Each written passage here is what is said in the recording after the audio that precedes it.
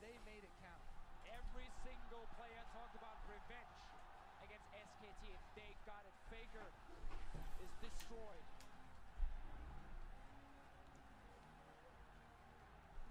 And now it's winning it the next year. I think to return to that idea of like perfect league though, and what makes sports in general so amazing for me, is that if you're playing league perfectly, it can't be played by humans. Yeah. Like if you are a human being, you cannot play it out. So there's always going to be mistakes. There's always going to be moments where you're looking at it, you're like, this shouldn't have happened. Yeah. Bro, what an icon! What a legend! Look at him, dude. Oh, yo! Yo, yo, yo, yo, yo, yo, yo, yo, yo. Yo. Worlds was fun to watch. I don't even watch League. We'll talk about it. Yo. Hello, hello, hello. No, not Shaker, dude. Did he have his best series of all time? Maybe not. But he's a legend. Okay? Maybe Zeus was there. Hello.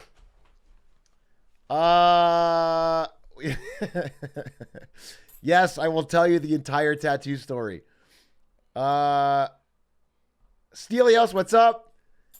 Said Okaiba came for the balloons, stayed for the marketing. You came for the balloons?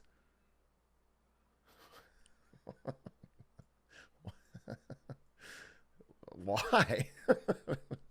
I can't believe anyone came for the balloons. Wait, I'm fucking actually really, let me turn on the air. 1 second, let me turn on the air, and then we will jump into it. Yodi gang!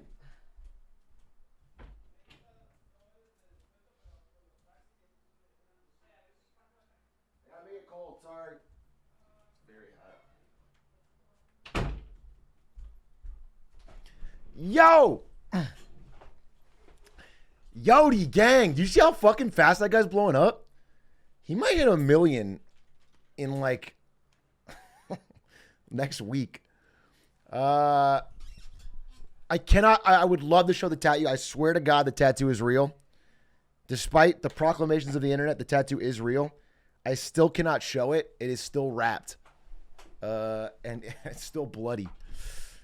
You will see it. I swear. Believe me, I don't. Why would I? Wait, it doesn't even. Why would I copium that it's real? I would prefer if it was fake. It's real. It doesn't make sense. The copium doesn't even apply there. It's not even the proper use of copium. Tweet a pic right now. How is it still wrapped? The guy said keep it wrapped for a week. He said 1 week. I mean, listen, you can see it, but it's bloody. Well, wait, I got to do the whole story correct. I'll show it to you. I swear to God, I'll show it. How's everybody doing, though? How's everybody doing? I hope you had a better weekend. Well, I had a fine yesterday. And to be quite honest, by God, dude, if it wasn't my team, you know, if it wasn't the team that I fucking love, if I didn't show up in a fucking T1 jacket with a T1 tat and a T1 shirt, I would have thought that was the best final of all time. I would have loved that final if it wasn't because I've been to like almost every World's Finals. I've been to every one that T1 has won. I've been to like the one they lost, and I've been to one more after that was in Korea. I don't remember which one that was at. And that was easily the best one. The closest games, the most intense back and forth, the highs, the lows, the passion, the swing. Ah! But, you know, I was very invested in one particular outcome. One particular outcome was really what I preferred. And I did not get that.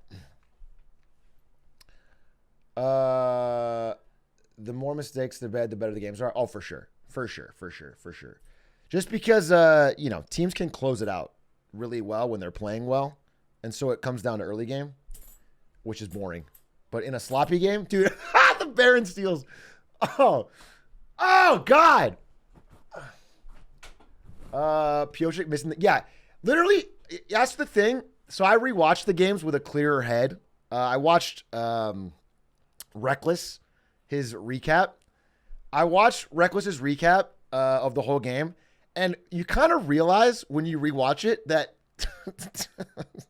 T1 actually low-key outside of game one got gapped. They actually got kind of outplayed and were losing almost every game, and then Piotrek just didn't smite a bunch of times and made it a closer series. T1 actually kind of got outplayed. Kingen was fucking god. I mean, Carrier was amazing, but that's it. So anyway, I'll tell you. Wait, let me. T1 Faker is a fraud. Rip bozo, hater, born hater, dude. Greatest of all time. What about J-Mook? That was also sad. Thank God Mango won. So I went over to Jarvis Johnson's house yesterday and hung out with him and some friends and got wings. And we just watched all of Melee. And man, dude, I swear to God, J-Mook's about to have a dynasty, dude. He just needs to break through Hungry Box. It was, that fucking, dude, because you guys don't know, does anyone have the clip? I would love to show somebody that clip because I could explain it to a non-Melee head. J-Mook has H-Box asleep. His character is asleep at a high percent. And he transforms into Zelda to like stunt on him with a kick and it doesn't kill. And he ends up, losing, dude. Oh God, it broke my heart. Charged up smash would not have killed. I actually 100% know that as well. I said that when I was watching, but I think, in my mind, I think switching made him nervous when it didn't kill. I know, the kick was stale. I wish he had just instantly, I don't know, fucking charge needle, grab up air, or charge up smash, and then just stayed composed.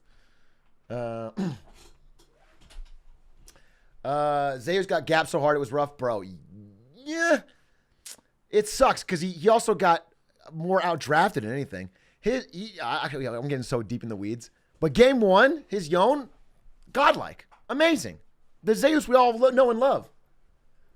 But the draft, dude, to see a game 5 and they just fucking pull out Caitlyn, fucking Azir, Atrioc. Yikes! And then I see T1 lock in Gwen like they're fucking playing with Lakari. Yikes! They were really nervous about Heimer despite destroying Heimer game 1. I don't know. Listen, they're better players than me. They got a coach.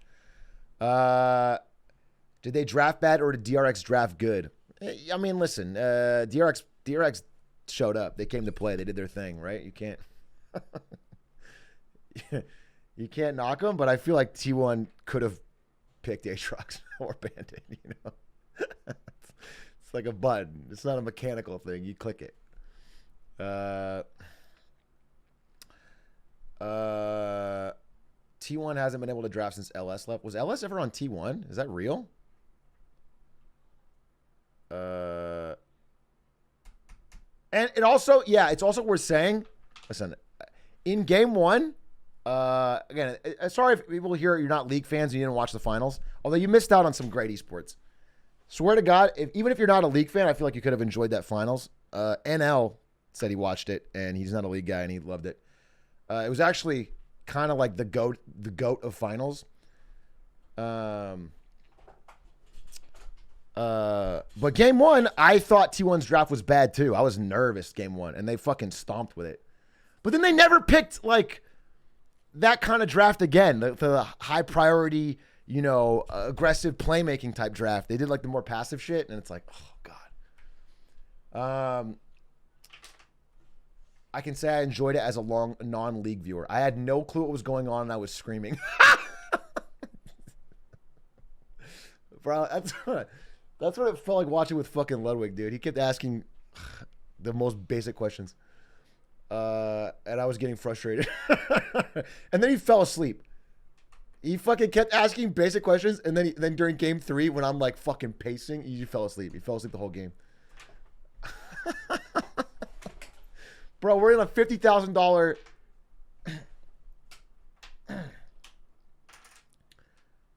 It's like yeah. It's like watching a movie with your mom. That's what it was like.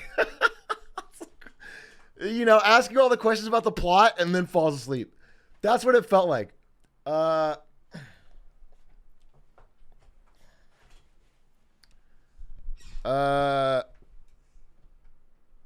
game 2 comeback was DRX. Dude, game 2 best game of the whole. Game 2 or game 5? I mean, game 5 killed me, brutally murdered me. Let's just fucking jump into the story, dude. Let me tell you everything about the fucking truth of the matter, okay? So, because I have to get to wins and fails today, and it's a good one. I think there's actually some insane wins and fails, and it's not even including Elon. There's so much Elon should talk about, and I barely include it in wins and fails because I just really wanted to. There's so much to do. They nearly won game 5, yeah, but you know, they literally got the Doctor Strange. You know what I'm saying? In game 5, T1 should have lost clean, free, not even a trouble. And then they literally got the Doctor Strange 1 in a trillion moment and still didn't win. Okay, so, wait. Let me see.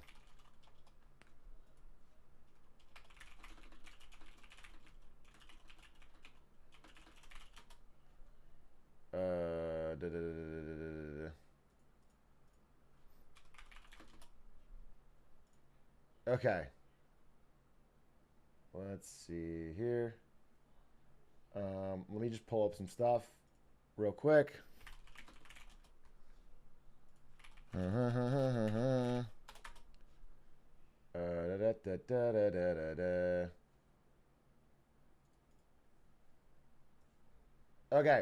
Okay. Here's the deal. Okay. So, a long time ago, in April of 2013, actually, this is when I uploaded, even earlier than that, a long time ago, a young man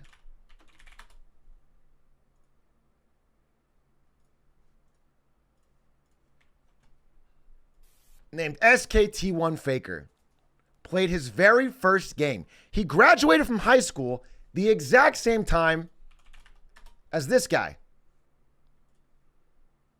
All right? These two guys graduated from the exact same high school at the exact same time, and they both went into professional League of Legends play. One of them, Faker, was instantly amazing. Oh, they dropped out. I'm sorry. They dropped out to play League. Yikes! Don't do that, by the way. Unless you're at this guy's level, don't drop out. They both simultaneously dropped out of high school to play League of Legends professionally in Korea. Very tough region. And after and at the time, a slightly older man in college was obsessed with League of Legends, obsessed with mid lane, and watched every single game in Korea to learn how to get better. Okay? I was 72 at the time. And on the very first game I saw of Faker, which is his very first professional game, I wrote this article. I wrote, SKT1 Faker is a genius artist and the mid lane is his brush. And I said, this brand new player is fucking amazing. He's so sick. He's got the X factor. I don't know what it is, because he played against the former best player, Ambition, and he beat him 1v1 in like a sick way, Nidalee versus Kha'Zix. And I was like, just who is this guy? So I started watching every single game of this guy. And I started downloading all his OPGG replays, and I started playing the champs he played. And I started, and then one game, I think, I can't remember if it was professional or not, but he played Fizz. I think it was just a solo queue game. And it looked so sick that I started grinding Fizz. Ended up changing everything I was doing in the game. So anyway, he had a big impact on me as a player. And he was the one I would study to get better, and it worked. Like, I got way up in the rankings because I copied Faker and watched Faker. All right? And then in that very first year, when I was still hustling to events and traveling around and trying to like make it in esports, Faker made it to the World Championships. Okay, he makes it to the grand finals, and it was in Staples Center. And Staples Center was where I lucked my way in to getting a ticket through a LinkedIn raffle. And at Staples Center, while cheering for Faker, I ended up getting my first job at Twitch. Okay? So if I hadn't been able to go to that finals, which I got to by writing about for Team Liquid, I never would have been able to go to my job at Twitch. So it was like all intertwined, and I felt like this connection to T1, and I've been a fan forever. And then for the next many years, I watched religiously. And then after my job at Twitch and eventually moving to NVIDIA, I started fading out of the League of Legends scene. But every Worlds, I would watch T1. And so this year, the story was that T1 was finally really good again. And not just them, but Faker. Faker was finally really good again. Despite being way older than everyone else on his team and most other players professionally, he was really good again. And so I got pretty excited, and I tweeted this. If Faker wins it all this year, I'm getting a T1 tattoo. This is back in October 13th. That was the that was the tweet, okay? And I believed it. I was like, fuck it, dude. Celebrate the 4 wins. That's sick. All right? Then I traveled to Austin because they kept winning. T1 and Faker kept winning, including an absolutely legendary semifinal set versus JDG. One of the best sets T1 has ever played. An absolute domination of the Chinese team, which has been dominating League of Legends for the past few years. It was kind of like a return to form for Korea, which is the best region when I was coming up in the league. But now it's been China for the past few years. Anyway, it was an amazing series. And I was pumped, dude. I watched that series like 4 different times. I watched it live. I watched the LS recap. I watched the Reckless recap. I watched Double Lips recap. I watched every single. I was like, that is such a sick series. I was just so dope. And so, anyway, I'm at the peak of my hype, dude. I went to that T1 Faker party. I got this jacket. I quote unquote met him. Anyway, very, very hype. And then I fly to Austin for this video.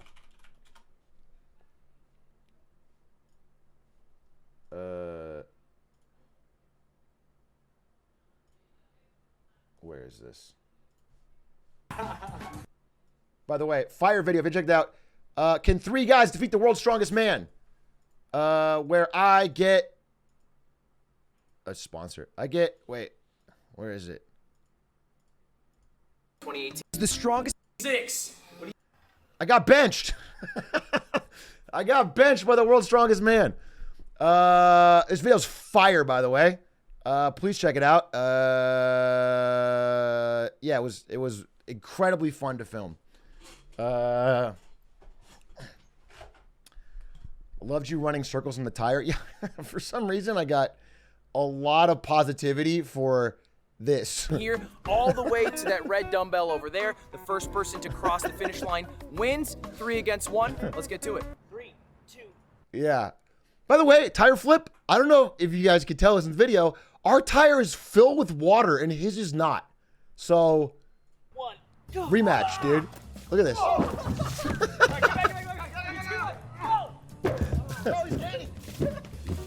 Rigged, dude. Rigged. I don't want to put it past him. Maybe Halfthor filled it. Maybe Halfthor, nervous at my energy, filled it with water. I don't know. He was an incredibly nice guy, and this was a very, very, very, led in the Sigma tank. One of the many, many purchasers of the Sigma tank.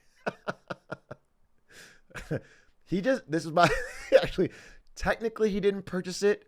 He just forgot to bring workout clothes, and I had a Sigma tank in my backpack. Technically, though, he counts as a purchaser. By the way, hit a PB on deadlift. I have never done a 1 rep max for deadlift ever, and 275 was way higher than I thought I could do. So, pretty stoked about that. Why was NMP there? He just lives in Austin, showed up. I don't know. I still have, dude, can you, fucking, this shirt's tight. Can you see this? I got thick ass bruises from this stone. This fucking Atlas stone. Even though my form was impeccable. Dude, it looks like someone has been hurting me. The insides of my arms are bruised. Oh, can you see during the arm wrestle? Also, pretty much had him in this. You can't really see it yet. It's not formed. Look at this. Look at this. This is close. You don't even need to watch to know this is close. Ari. Yeah. Ari is hurting me specifically by grabbing the inside of my arm. Can we talk about your appearance in the Mogul Mel ad? Oh, okay. We're kind of getting off topic, but I guess we can cut this out of the video. I do want to talk about the Mogul Mel ad real quick because it finally came out. We shot an ad for Marvel Snap.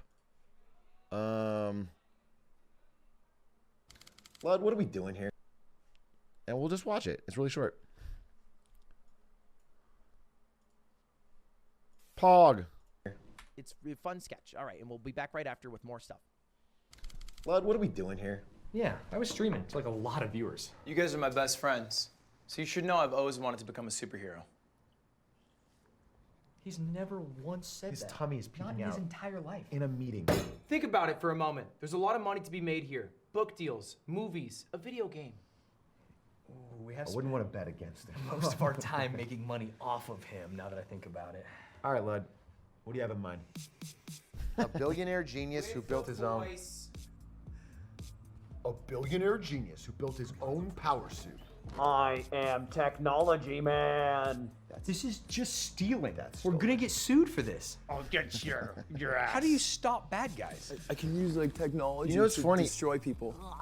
This is a 2-minute ad. This was an 8-hour shoot of us just riffing jokes. I mean, what we did was he would come in with a costume. Then we would make jokes for an hour and a half to 2 hours per thing. And then we cut it down. Don't do it, technology man. Next. Okay. Are you a doctor? Dr. Weird here to save you. Why does it need to be weird? I wouldn't trust you around anyone. What I would say though, part of that was the fact that my friend Nathan Staniel Stans, especially when he's not on stream, is a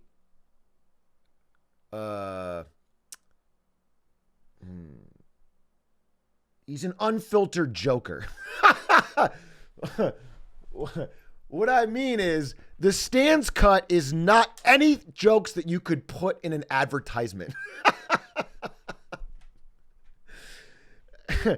Every Stans joke was like, you look like you diddle kids or something. You know, it's like, no, it wasn't slurs, but it was shit that you can't put in a fucking, no. What slur is he going to say? What it doesn't make any sense. No, it was just like jokes that we obviously couldn't use. And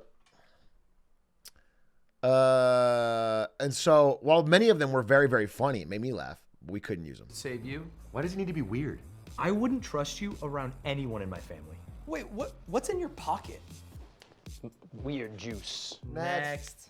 A human tree that can only say their first name. I bet I can guess what it is. Steve. I guess wrong. And your friends? Steve. Mom's name? Steve. No, saying Steve over and over. He's just saying I'm Steve. actually knowing a kid Hey, like if this is that. a bad idea, say Steve. That's what I thought. That's what I thought. No. Essential worker. We're the real heroes. You're Dr. Weird, but without the beard. Let me be the doctor. Oh, Stop. I can't do big anything. win. This is not gonna work. This is too much. I'm sorry, no. give me a chance. Come on, you gotta call Here all day. Bro, we gotta call it. I got one more outfit, guys. Lud, wait. Are you seeing what I'm seeing? Oh, I'm seeing it. It's a disgusting Yeah. chest hole. Chest hole, man. It's like he's got a spot for all of his Yeah. power to stop him. Villains will just be throwing up when they see it. It's like the size of a Walmart. You could throw a block party. It's wrong. Oh my god. You can throw a block party in there. It's Why pretty not funny. play with the real heroes? The entire Marvel Universe is now... That's the line that we sold it on. When we were pitching it to Marvel Snap, it was basically Yeah, we'll have a bunch of like weird bad heroes, and then we'll say, why not play with the real heroes? And then we'll show Marvel Snap. And they were like, that sounds great. And so we got good money on that. I mean, this is pretty sick. I'm pretty happy with this. Oh, you got me going. You Now in your hand, Marvel Snap, out now. But you know, it was cool because we got to pitch a marketing idea to a brand. It's like one of the first times in my life I've been able to not be tied to one company. Do you know what I'm saying? It's like working for an ad agency. We get to talk to brands and like think of ideas that work for them. And anyway, by the way, shout out to Slime who wrote that hilarious script. And I think came up with the ideas for the heroes, like the core costume idea. I believe that was also Slime. So anyway, everyone worked together. It was awesome. It was great. It was fun riffing with the boys, and Marvel liked it. And they pay well. So that was cool. It was just cool. I'm happy about that.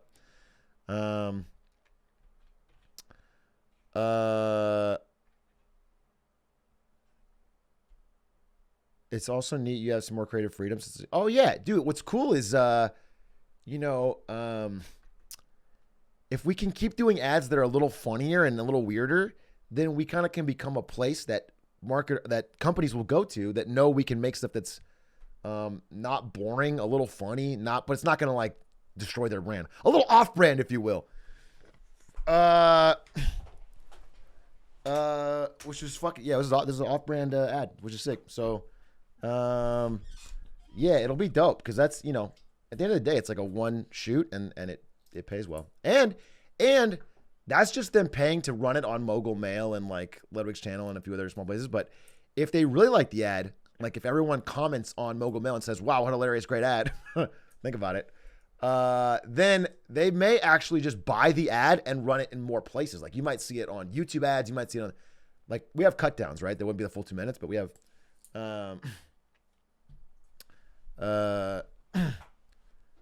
so that's pretty sick. Would you do an ad for AMG? I think you're trying to make an AMD joke, but you said AMG, which is like the owning company of Mercedes, I believe. Yeah, I would do one for a Benz. Yeah, for sure, bro. Yes, I would do a Mercedes ad, no problem. In fact, you know who did a great Mercedes ad?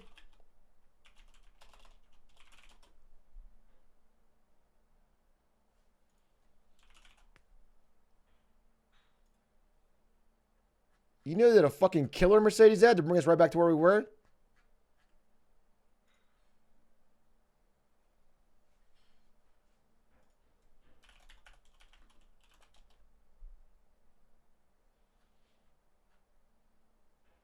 Sorry, it wasn't Mercedes ad at all. It was a BMW ad.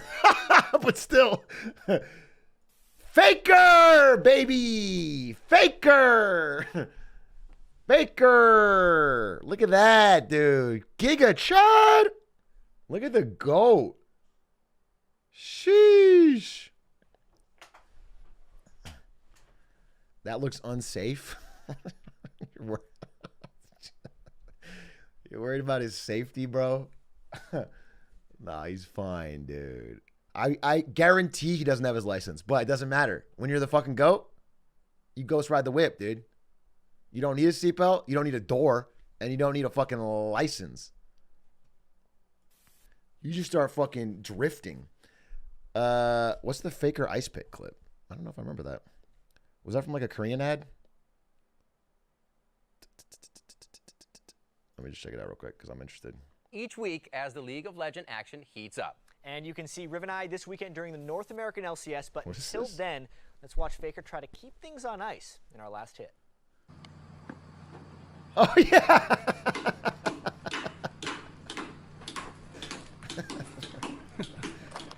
Yeah, that's the GOAT for you. This is Faker trying to... 이렇게 하라고요? 아니 그 반대. 조심 손 조심. 이렇게 하라고요? 네, 나. Somewhere in the center of that ice block is a good draft, and he just couldn't quite get there. I can't see his vision. Anyway, where was I in the story? So anyway, big Faker fan, long time, okay? We got to fly to Austin. And then in Austin, discussing, I believe, with Slime. Slime, Nate, whoever else was there. I think it was like Slime and Nate. And it becomes the idea of like, getting the tattoo after the win, that's cool. But getting it before, I mean, that's way funnier. That's way funnier. Because if you get it after, it's like, okay, there's no risk. There's no, it's like that's not even that important. But getting it before, that's like, then there's actual risk. Where did you get it, though? I got it at the same place that Slime got his Garfield tattoo. So, a real reputable location. Was the tattoo like 2-3 days before? The tattoo was the day before, I believe. Tattoo was... So, like I said, then I went to Disneyland for Ari's birthday, and after a full day of Disneyland, I went off and got this tattoo in like an hour and a half, and then went back to Disneyland. Oh, here's the tattoo. Wait, where's the tattoo? Okay? So then I get the tattoo. Here it is. T1 World Champs 22. And we include the year. Okay? We include the year.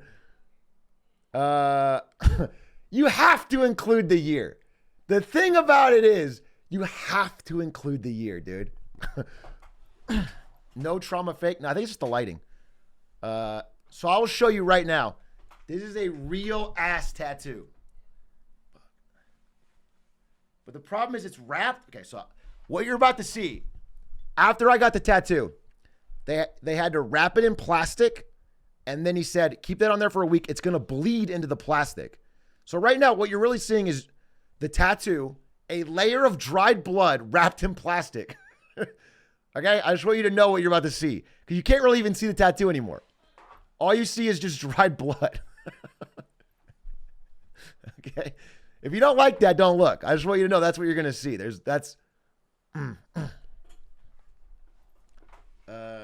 Okay. Okay. Just to prove. See, it's real. It's real. Hondo P real. So, it's not TOS. It's not that bad. So, Hondo P real. And that, that alone. So, my caption was this. My caption was, okay, getting a tattoo after your team wins shows pride. But getting one the day before they play, that shows confidence. And I was confident. I was confident that this team, the team that I saw in semifinals, could beat any challenger. There was no one that could stop them. Please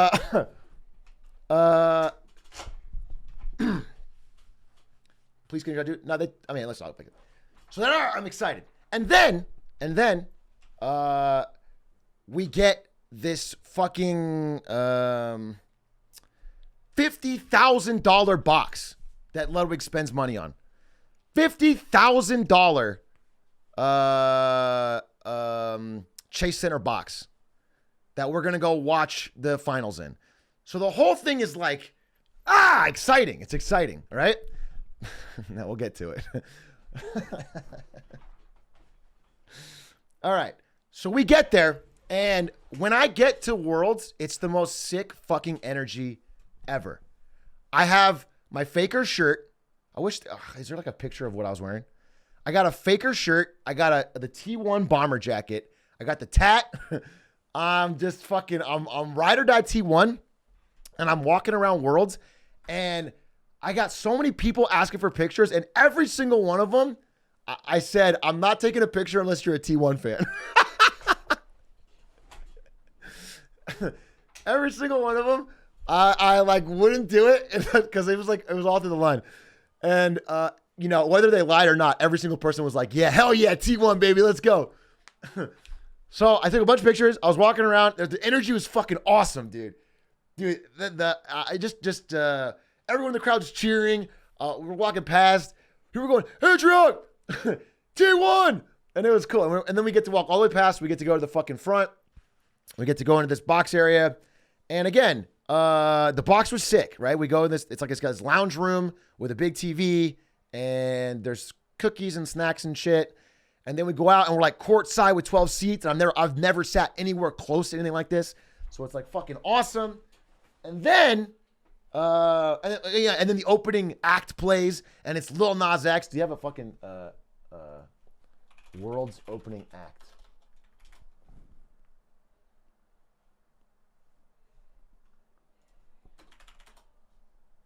Does anyone have a video? Yeah, here it is. Here it is.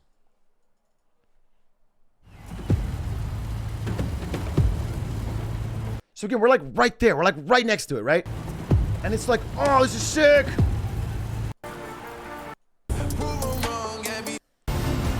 You know, and shit's happening. And the energy's fucking crazy.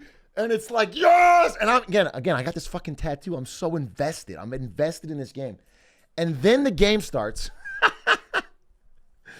The game starts, and all of the gameplay is on the screens up here, dude. It's above my head like this. Like the second the game starts, I have to do this. And I'm like seeing half the game. It's ridiculous. It's ridiculous. So, so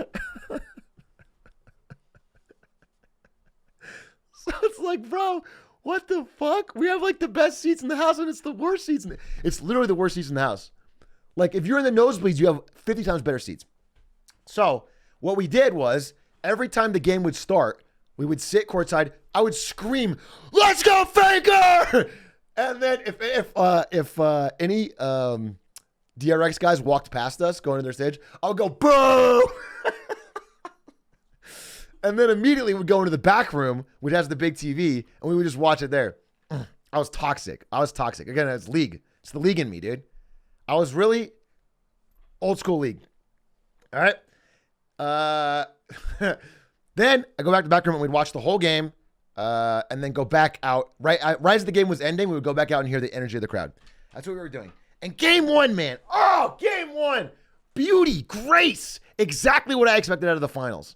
They were just crisper in every lane. They had a unique but powerful draft. T1 just played godlike in game one. And I was like, yes, I was so pumped. Dude, my mental and my worldview after game one, oh my God. I was running around. I was hyping people up. There was these two girls behind our 12 seats or whatever that had a big T1 flag and I think I got a photo actually. And we were all just jumping up and down and waving their flag. It was awesome. Okay, so it was like it was just fun. And then game two happens. And game two was not good for T1. You just look, I've watched a lot of League, and what I noticed was not just that they lost game two, but that they looked a little nervous, a little shaky. Do you know what I'm saying? A little shaky, like just doing some weird things. I can't show the full game. I mean, it's just too long. Like, yeah, Faker looked a little off. Zeus looked a little off. Keria and Gumayushi, their bot lane, looked amazing the whole series. I really have no complaints on them. Keria made one mistake in the entire series, and that's not a problem. They looked a little off. It was a little shaky. And, you know, but whatever. I didn't expect it to be, I didn't need it to be a 3-0. In fact, what I really prayed was it was a 3-2 with T1 winning, because then it's like a more memorable finals. So anyway, it's fine. Game 3 comes around, and actually Game 3 made me more nervous than anything else, because Game 3, if you really watch it, is actually the shakiest play. T1 gets a lot of miracles in Game 3. T1 really, they make some good plays, don't get me wrong, but they actually get a lot of miracles Game 3 to turn it around. And it was like, oh. So anyway, I don't know if, I think Stans will put out a vlog, and I hope we can get some footage from it. What videos do I have of me?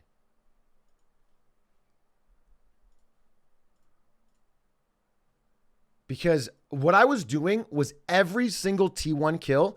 Yes! Yes! Yes! Let's go! Let's go! Clapping backs. Yes! And every single T1 death. No! No! Curse you, God! God in heaven, why have you done this? Literally every single game. Does this play? Let me see.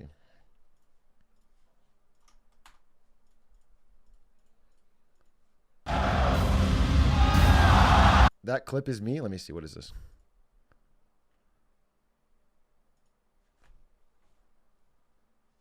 From T1 are just ready to respond and outplay. Barrel continues retreating.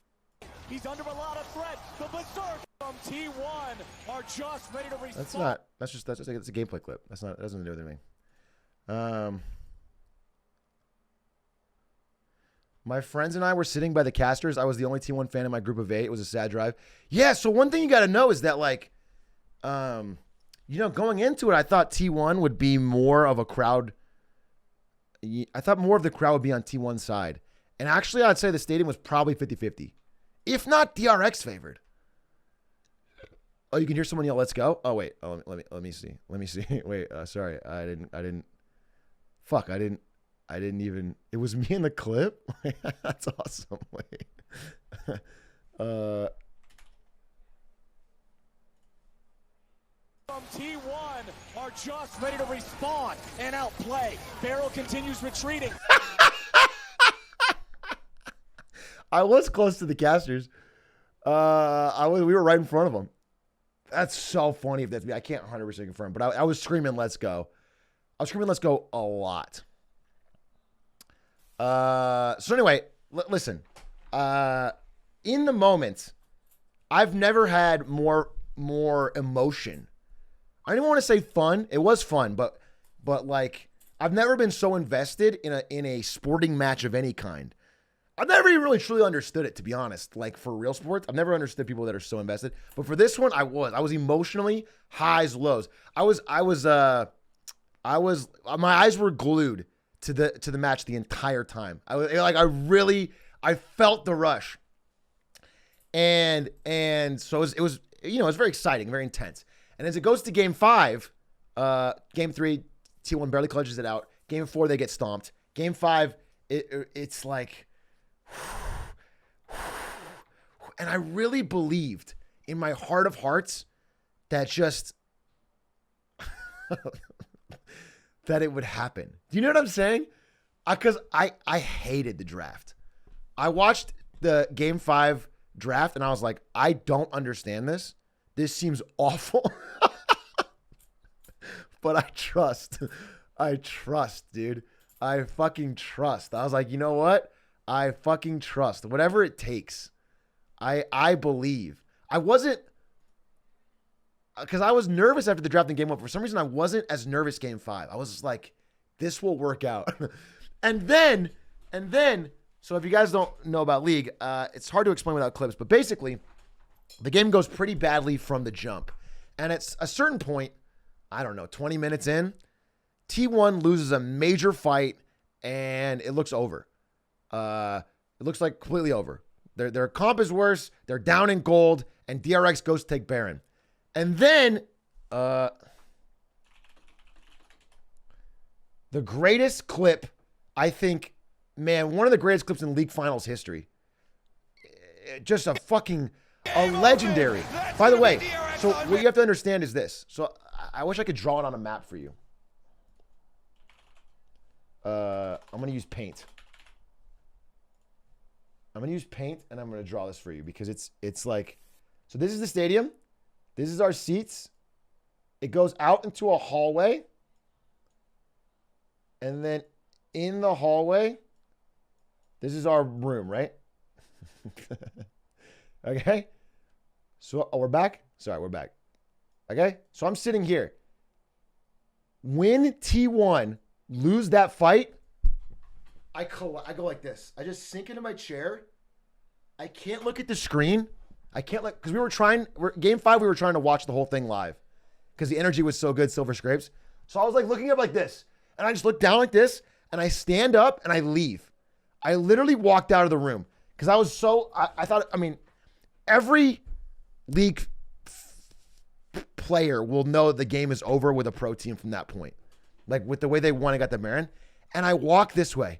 And right as I walk in this room, and by the way, there's a full screen right here. This is where the screen is.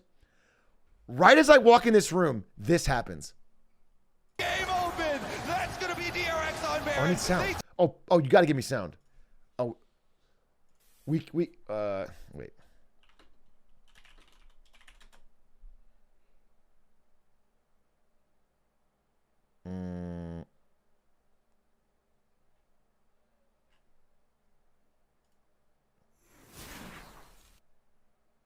Oh, you guys. Oh, my earbuds are just out. My bad.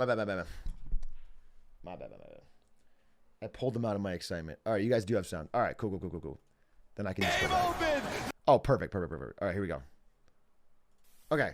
So right as I walk in the room, literally I walk in the room and I'm dejected. I'm depressed. My head is down and I feel like the game is 100% over and I'm just like, man, that sucks. Game open. That's going to be DRX on Baron. They take down 4 of T1. Look at this. 4 T1 members dead, free Baron. This is just, everyone knows this is over. 4 kills to 8. They're up dragons. They're up in comp. They have a better scaling comp. The flank from Pioshik on the top side and then teleport in from Zeka. DRX circled T1 like sharks. Varus TPs into mid lane. He blows TP just to walk up here. Herding them in. T1 didn't find a response. Guma, can he steal He it? charges an arrow. Guma will have to fire a hell. Yes! Yes! Yes! Steal Baron to save this game. Dude, oh my God, dude.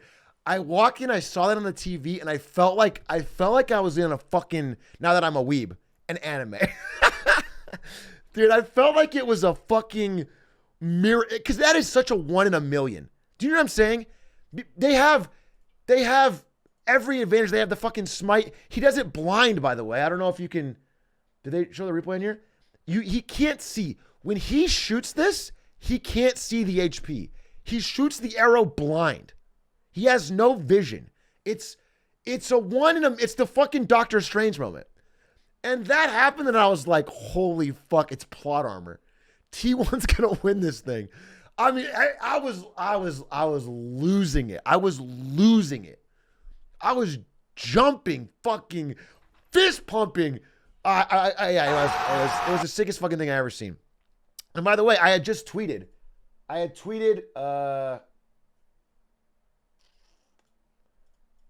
this.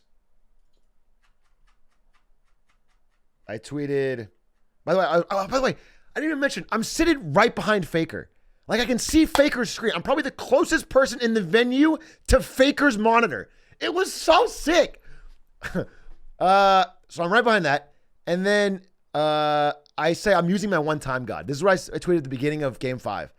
And this tweet, it got like, whatever, like, you know, normal reactions, normal replies. But after that Baron steal, I started getting a gazillion replies that were all like, and God sent Guma. Because it really felt like the one time. This just never happens. This never fucking happens, dude. A blind Baron steal against 5. It's just so sick. It felt so sick. And so I was so pumped. And then T1 plays great. They get a ton off of it. They start taking the whole fucking map.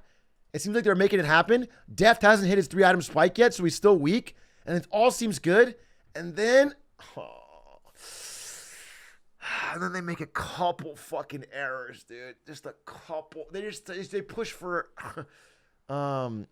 they make this bad. I mean, what really happens is Keria makes his first error of the whole fucking tournament and gets caught in a trap and dies to Kingin.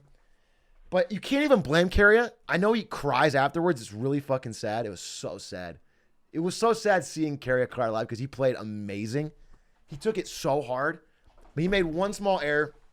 He gets caught. And then, I don't know if, okay, I watched the very end of this game. Just the fucking T1 versus DRX Game 5. I just want to show you guys how fucking crazy this was. So this is the full game. Will be the first hit this fight. The line in time. It's on the flank. Here's the Kingin's fight. looking for it. He has been the X factor. The barrels with the flank. He'll steal. Look at the trap. Here's the fight. Look at the Caitlyn. He's trying to stun him away. Owner goes in. So right when they realize that they're not going to get Elder Dragon, they have one last miracle in their pocket. It's actually so goated. And they do a double teleport in the bush. Faker hides and Zeus hides, and they both double TP to this open lane to try and backdoor the Nexus. Oh, 240p. I know. I gotta turn it up. Beryl Bartle. Yeah. I mean, actually, they blew Guma's flash early too with Beryl. Anyway, whatever. A lot has happened in this game. They all played amazing. It's fine, but they have this one final brilliant plan where they know they're gonna lose. And right here, so Faker's in. You can see right here. He's in top lane. He's gonna push the Nexus to win, and all they have to do is stop their back. And I think they were praying. I don't think they knew. I think they were hoping that Kingen didn't have his teleport. Because if they can stop Kingen's teleport, then against all odds, they somehow would have won this game despite being way down. The push was actually unstoppable if they could just stop Kingen's teleport. But unfortunately, he backs up way beyond his team, and they just can't get him. And I've watched this clip a million times, and I've always wondered, like, what if Keria flashed in? What if Keria ran forward and flashed in and stopped his TP? And just died for it. It would have been, but there's no Karma CC, right? Nothing can stop it. Karma has no, yeah, I know. But just what if? It's like there's a world where something in this fight goes a little differently and somebody can stop this, and it's the most miracle ending of all time. Anyway, they can't. There's nothing they can do. And the TP goes off. And again, this Atrioc letting it through was the biggest mistake of draft. It's the strongest, most busted character. So strong, unkillable. Kingen comes back. And they just can't stop him. But what can he do? Q3, no damage just yet. Elder Drake, the answer. It's so sad. It's devastating. It's absolutely devastating. And then immediately I'm heartbroken because it's like they didn't make it easy on someone who's like DRX 3-0ing wouldn't have hurt nearly as bad as that ending. It's so the emotions, dude. I'm crushed.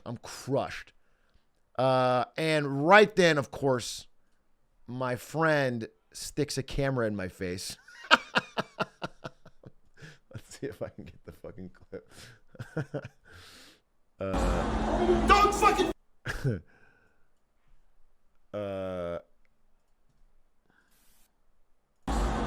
Don't fucking film it.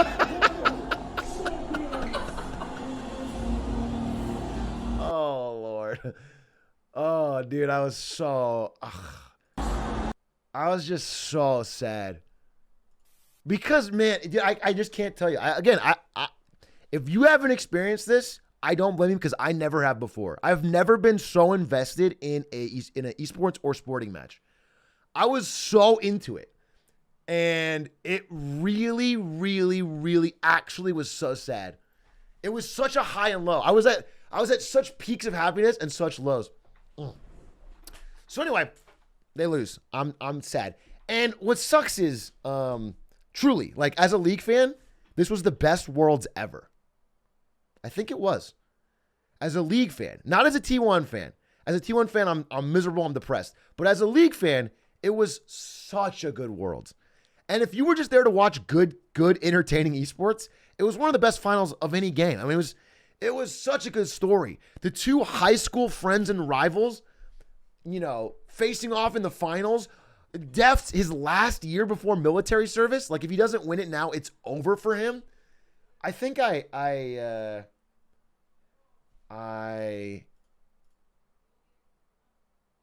not friends. They're friendly. They weren't friends from high school, but they have become friends as pro players. And they have done many interviews and stuff together and talked about each other. And I think there's a great...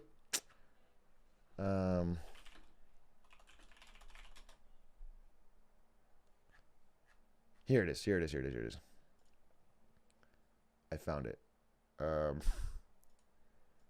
This is an old interview with Faker and Deft, where Deft said... 그랬던 것 같아요. 저희 반에서는 1장 1등, 1등장이었고 고등학교 어디 나와? 고등은 마포고. 롤 1등이었다. 맞다. He says he was the best LoL player in his class, which... But where? And then Faker said he didn't know who Deft was. But where is it? He says right here. Oh,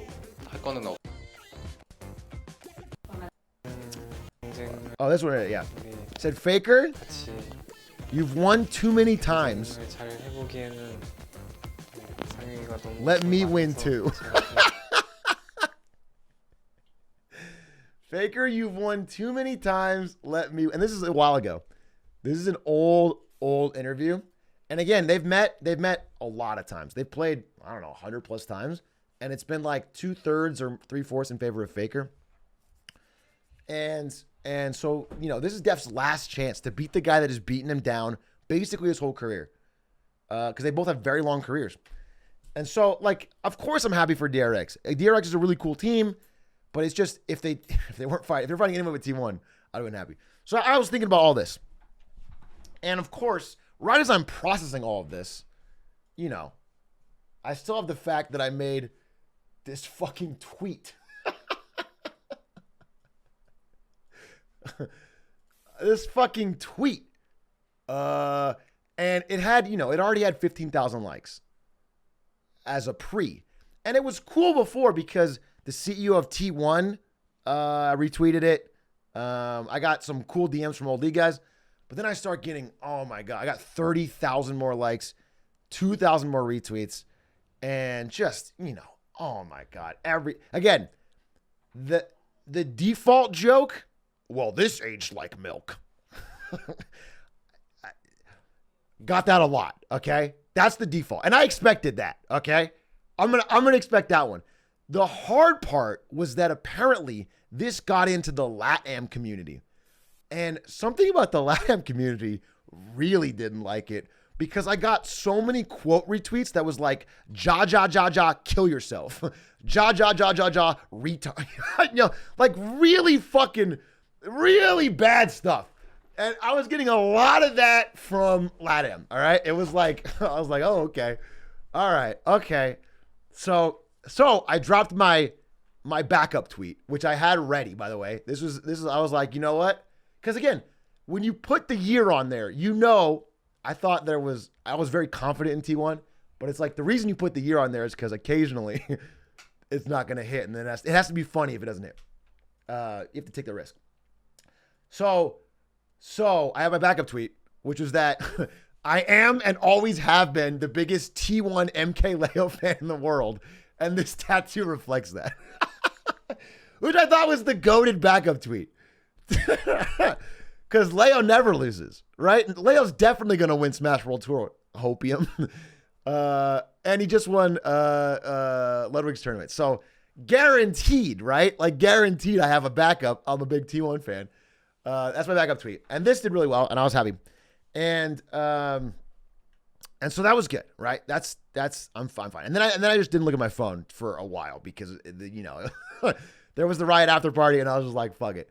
And so I went there, and at the after party, it was actually funny because I got to hang out with Saikuno, Skara, Lily Pichu, who else? I don't know. But I got to trash talk Lily about League. We might play. Skara roasted my tattoo. Yeah, Atrioc Lily's in chat, please. She was super nice. She was super funny. And then Saikuno and I commiserated. He didn't get a tattoo, so not really a true fan. But he told me how big of a T1 fan he was and how he actually prefers dynasties, you know. And he's like, yeah, I just think it's cooler, man, when people win like legendary records. And I'm happy for DRX, but it's not as cool as. And I was like, all right, yeah, dude, yeah, fuck yeah, I'm feeling you, but it didn't happen, and I'm pretty sad about it. So anyway, the party goes well. I 100% agree with him on that, and. So I checked the tweet the next day, and there are a couple replies that I wanted to just highlight to you guys because the worst possible thing happened. The worst possible thing happened.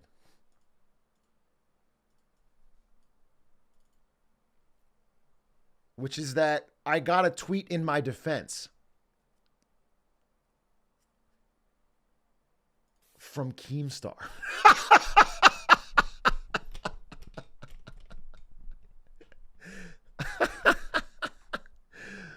Bro, fuck you. I don't want your defense. Fuck off, dude. You got a tattoo of your 16-year-old girlfriend, probably. Please, 100-meter dash race, Connor eats pants. And then get a tattoo of that. Actually, I would love to see him get a tattoo of I will beat Connor in the 100-meter dash. And then do it, and then I'll respond and say, don't let him clown you, bro. You have a lifetime funny story. That's what I would prefer. So I didn't want his defense. Thankfully, I also got, where is it? Fuck.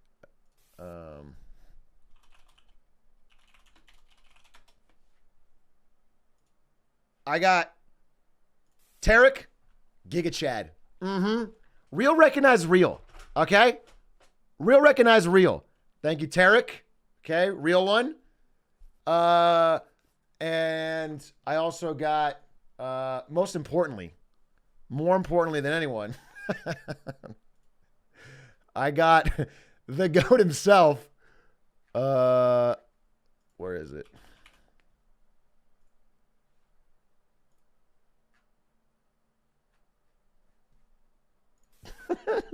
MK Leo today. MK Leo showed up and said, I got you, bro. No worries. So I'm certain he'll clutch it up for the history of the tat. My man, dude. Unironically becoming an MK Leo fan. I'm covered, dude. All he has to do is try. I don't know Ultimate that well, I'll be honest with you. But my understanding is that when Leo wants to try, he just wins. When he cares, he wins. And so I think we're locked. We're locked and cocked. And if he doesn't, then I have a backup tweet that I want to tell you guys about because that's the end of this story. Listen, a lot of people thought it was very hilarious to link me tattoo removal services. And while I could go that route, could get rid of the tattoo, pretend it never happened, what I would rather do is get a line through this 22 and put a goddamn 23 underneath it. And I'm going to do that every fucking year until Faker wins or retires. That's my plan, baby. I am doubling down. I am going to do this every fucking year until Faker wins or Faker retires.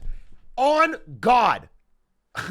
We're adding a 23 to this fucking list. I don't care if it wraps around my goddamn foot and up my arm and up my neck. I'm going to keep adding years. So, Godspeed. And guess what?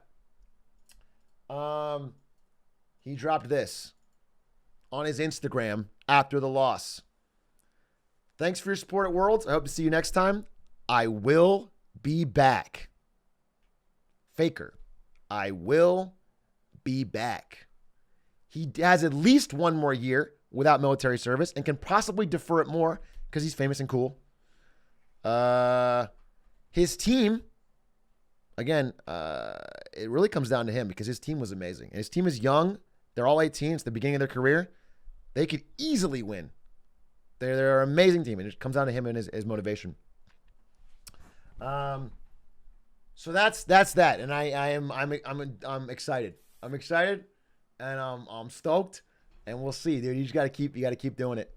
What if T-Run goes bankrupt, fizzles out? Then whatever. But when they get confirmed for a season, like at the start of the season, that's like true. Oh yeah, I'm just gonna get it. The second this tattoo heals, I'll just get it 23 because there's no point. As long as I'm confirmed he's gonna play next season. As long as I just need to make sure there's no roster swaps.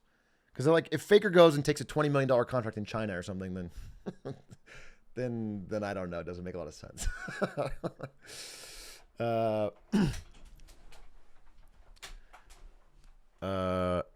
What if he gets traded? T1 will never trade Faker. There's just zero. That'd be the stupidest. That's fucking. I can't imagine a world.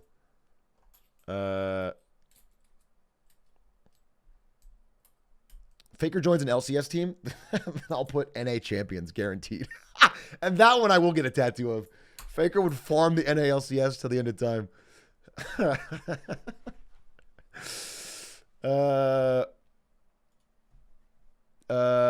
So that's the story I think of the tattoo. I don't know if there's anything else I wanted to mention of it. Other than I was really impressed by Faker's post-game interview. You know, after the last loss he had in 2017, he had that famous thing where he cried and he couldn't do an interview. And in this one, his younger teammate Atrioc cried. And they talked about it. There's kind of a big story of the tournament. Was that people were like, you shouldn't show Atrioc crying. I'm always been a fan of like, listen, man, in sports you got to show the highs and the lows. Yeah, he was. The emotions part of it. This was tough to watch, but, but that's also. But that is again, it speaks to this moment. But I understand that it hurt. It hurt me. Fucking watching it, dude. I was like, I'm like 15 feet away from this, and I'm sad. And unfortunately, this time it fell the way of T1. So I don't know. And if it depends on sort of what he says. He's like, totally don't film me. Anyway, what I was trying to say about Faker, Carrier is like the Faker in the situation. He was sad. He was crying. He was down, and Faker like stepped up as a team leader. It was really cool.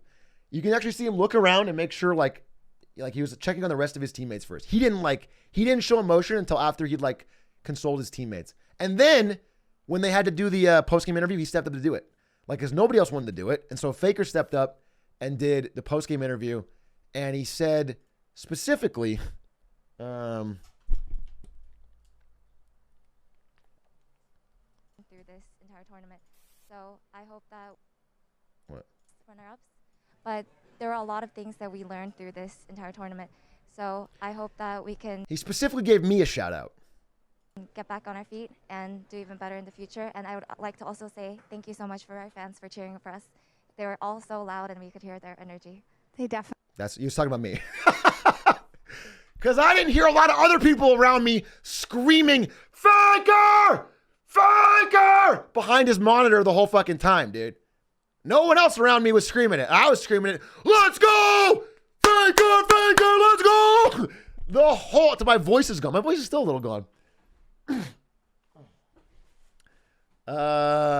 So yeah, that's that. That's the end of the story of that. We'll see how it goes, but I am crossing it out and putting 23. That's my plan. You can hear it. It's a promise on stream. I'm doing it. As long as he's same team and everything.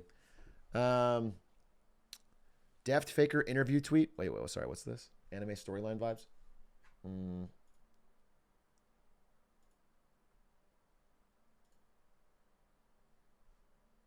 What is this? This is just a photo of Faker looking at his teammates. Nice though.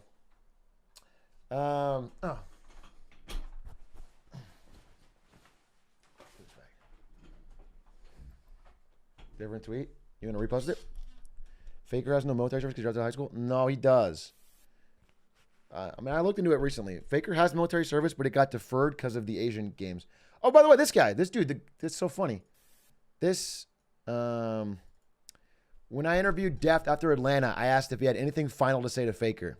He said, all these players and teams are trying to stop my last dance. Why not in the final don't we have a dance together, Faker? What a beautiful dance it was. And it was amazing, and I am happy for Deft. I've seen many Deft games because I've watched many Faker games, and he always seems to lose. And for him to do what and by the way, in the final game 5, he played amazing on Caitlyn. He had 0 deaths. His traps were crazily impactful. He got incredibly scaled. He was awesome. He played great. So, I got to give respect's due. I'm super happy he got his win. And to be honest, I don't think it's crazy. Oh, listen, I'm biased. I don't think it's crazy that the T1 team could do really well next year. Just because they were so fucking good. Literally, I think the weaker link was, to be honest, Faker. And I think Zeus just had nerves. So we just need Faker to grind a little. Anyway, beautiful. Literally beautiful finals, beautiful moment of esports, beautiful emotion. Bummer for me in the moment, but, I'm excited for next year. I've spent a while on that. I do want to get to wins and fails. Is there anything else on T1 or Faker we should talk about? Or Worlds? Great event. What happened to these guys if they're military service and in their careers? Well, hopefully they've made enough money or they've made enough notoriety to be streamers. A lot of them can stream League and make tons of money. And Faker will be good forever. Faker could retire anytime and just stream for fun. I mean, Apto makes more than most pro players just streaming from China. He's a Korean player that was just known to be a good solo queue player. He streams from China, makes gazillions. He makes more than a lot of people, dude. Faker's not worried financially, but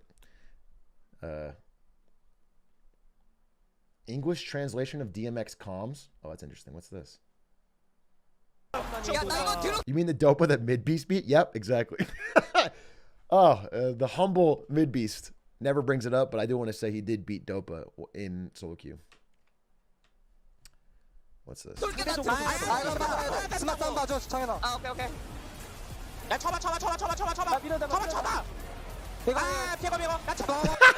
It's so funny. The beginning is already so funny because Piosic's like, I'll circle around. Like, he wants to avoid anything but doing a smite fight. A smite fight is basically the coin flip where both junglers are near or low objective and one of them has to hit the smite. And like, when you're confident, you always go for the smite fight, especially if you have the positioning like this. But Piosic missed so many motherfucking smites this tournament. he like hand wrapped and gifted the fucking, literally, this is the facts. He might still be booted. If they had lost his finals, Piosic's career was in trouble. He would be booted off his team for sure. There's just no shot. He makes it, you know what I'm saying? Because he would be the single reason they lost. After they won, he might be all right.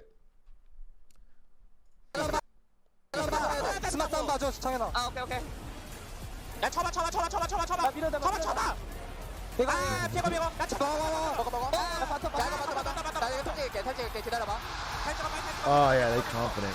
Confident.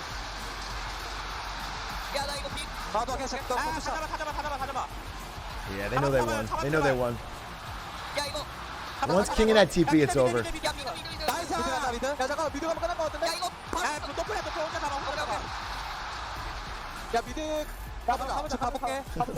Piosic fucking still can't beat 1v1s.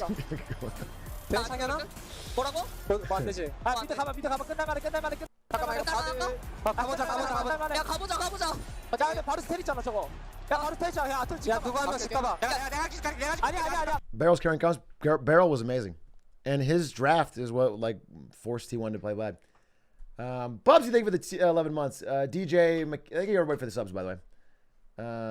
Piosic, I think, really got carried, to be honest. Caster reaction to Baron Steel. What was caster reaction to Baron Steel? It's not available. Unavailable.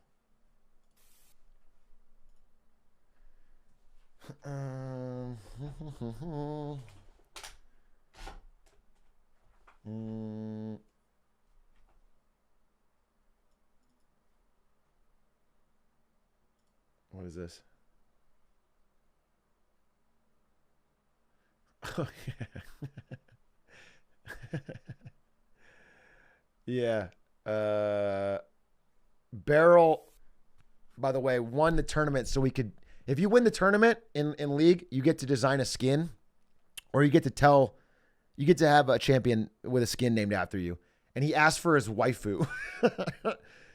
He wants a waifu skin. He did all the work so he could have his Genshin Impact waifu turned into a fucking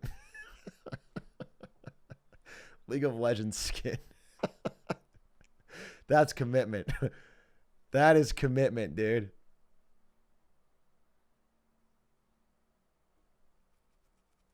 And they said romance was dead. Is Faker the richest player in League? I'd say easily, but it could be Dopa. I heard Dopa signed like a $20 million contract just to stream, like an insane signing. Like the way Ninja signed a deal for Mixer. I heard Dopa signed an absurd deal to stream on a Chinese service and just grind solo queue all day. And he also does boosts for absurd amount of money. So I don't know. It's Dopa or Faker.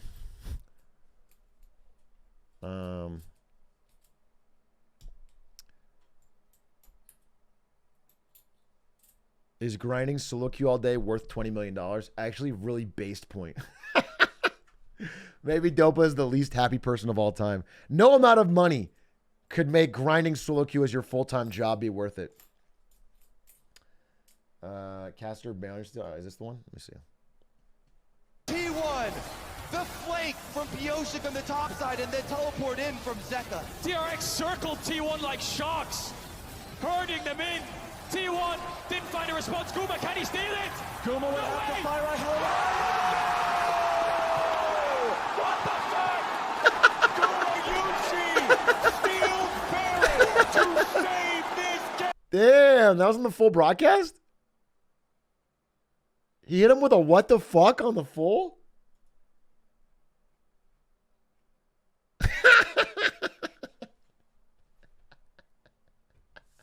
That's actually sick. Dude, that was such a cool moment. Oh, God. For T1 to win off that would have been an unforgettable moment. That's hilarious. You lost $1,000 for that? Oh, that's so funny. Fine for cursing. Even the Koreans know solo queue as hell.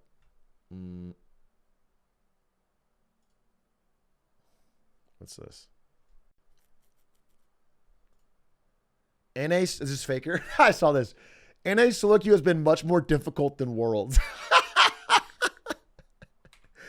There are a variety of villains inhabiting that server. Fucking facts, dude. Actually facts. And as a person who in season 2 got top 21 on North American solo queue server, I can say I can relate to Faker. I've been there. It's insane. Truly a terrible play. Oh, Cutie Cinderella. Bro, you know what? I should have had Barrel play support for Cutie one game. One fucking game, and he would never have the mental to play League of Legends ever again. I could have turned the tide. I could have had Cutie turn the tides.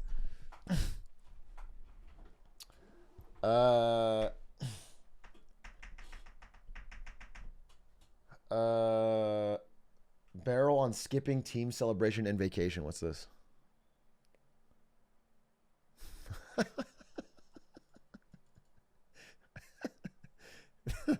He's such a Genshin Impact fiend. He's skipping the celebration to fly back and fucking pull Nadia and Alicia in fucking Genshin packs. That's crazy. No one deserves it more. That's the motivation you need to win Worlds. Anyway, that's the World story. Overall, an emotional night. A fun one, and I'm rooting hard for T1 next year. Shout outs to MK Leo for the clutch. Hopefully he gets it. MK Leo, I'm a ride or die, brother. Really hope you clutch it. Okay, now, ladies and gentlemen, we still have the fucking main event. We have a fucking full-ass Marketing Monday wins and fails today. And I need you to help me transition into all of this insane news going on in the business world by analyzing with your eyes all the images on screen and finding out which ones resemble you in our Marketing Monday. Andrew, tag yourself. Fuck. Ladies and gentlemen, welcome to Marketing Monday on November 7th. This is the wins and fails where we talk about all of the wins and fails this week in marketing and business. And of course, this is a both win and a fail to kick us off. The win and the fail is that we get to talk about Elon Musk again. But I'll try to make it quick because we talked so much about Elon Musk. He has dominated the news cycle. And the win is the entire world has united to dunk on him. So about I don't know, like a month ago, I made this video about when Elon Musk had confirmed by Twitter, 100% locked, and I said the following. I think he is going to hate this job. I think Elon Musk is going to hate this. This is the peak moment of everyone saying, this is the peak when Elon was dunking everybody. He was spamming the $8 thing. Everyone was super stoked. He was going to kick all fire Twitter employees. This is before he done it. He was going to change everything. And I thought, this doesn't really seem up his alley. This seems like something that's going to cause him a lot of personal and professional stress.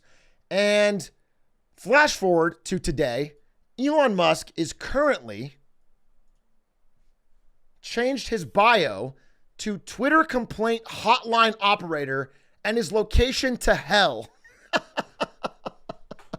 because the entire internet has basically united to dunking him in a variety of ways. And he has gotten more and more petty in the responses. Now, listen, I'm going to make this quick, so I don't want to do the whole deep spiel. Let me give you the business-minded update. The main thing is, because of Elon Musk coming into the power over this social media platform and immediately doing a lot of antagonizing, posting some conspiracy theories, trying to dunk on people, just causing a lot of volatility, advertisers have understandably been scared.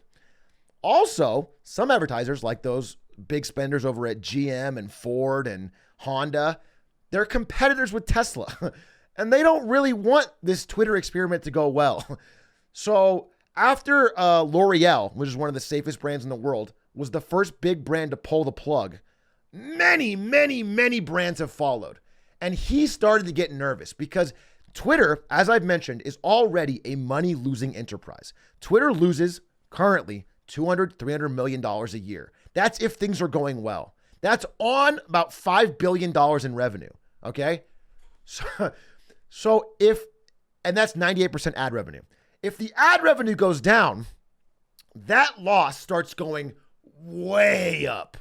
And if he added $1 billion in interest expense every year, that starts going way up. That starts looking like bankruptcy. That starts looking like an unsustainable loss, okay, for Twitter. So he has been tweeting angrily. Twitter has had a massive drop in revenue due to activist groups pressuring advertisers, even though nothing has changed with content moderation, and we did everything we could to appease the activists. Extremely messed up. They're trying to destroy free speech in America. And then his own platform corrected it. Multiple advertisers have confirmed they're pausing spending while they see what direction Elon Musk takes with the platform. The growing exodus of advertisers comes from amid current concerns. Musk will scale back misinformation and security protections on the platform. Then he openly threatened to start naming and shaming advertisers that didn't keep spending with him. Basically trying to bully advertisers into spending money on your small and kind of scary platform. Again, you must understand that even if everything was going well, Twitter is fighting a losing battle against TikTok, Instagram, even Facebook. For whatever demographics they come, Snapchat. All of these things are bigger than Twitter. Twitter was already small. Now it's small and a little bit scary for an advertiser to put their ad on. They just don't want to do it. It doesn't cost them anything. Like for example, if you flash back, I don't know, a few years ago, there was this big thing about Facebook being causing teen depression, Instagram basically, which is owned by Facebook, causing teen depression, and there was the election interference stuff. And advertisers thought they could boycott Facebook into making changes.